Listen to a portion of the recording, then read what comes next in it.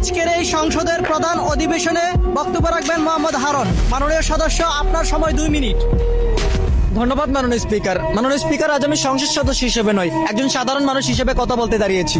সামাজিক যোগাযোগ মাধ্যমে ভাইরাল হওয়া ছোট ছোট নিষ্পাপ শিশুদের মুখ, রামিসা, আসিয়া, তায়েবা, ফাহিমা, দোলা, এরা শুধু নাম নয়, এরা আমাদের বিবেকের আর্তনাদ। মাননীয় স্পিকার, যে বয়সে তাদের হাতে থাকার কথা ছিল বই পুতুলার রঙিন স্বপ্নাকার, সেই বয়সে তারা হয়েছে ধর্ষণের মতো এই জঘন্য কাজের শিকার। এই নিষ্ঠুরতা শুধু একটি পরিবারের কান্না নয়, এটি পুরো জাতির ব্যর্থতা। মাননীয় স্পিকার, আজ সারা দেশের মানুষের মনে একটাই প্রশ্ন মাননীয় স্পিকার, আর কত শিশু হারালে আমরা জাগবো? কবে এই শিশু ধর্ষণের বিচার পাবো? আর কত মায়ের বুক খালি হলে অপরাধের বিরুদ্ধে কঠোর ব্যবস্থা নেব?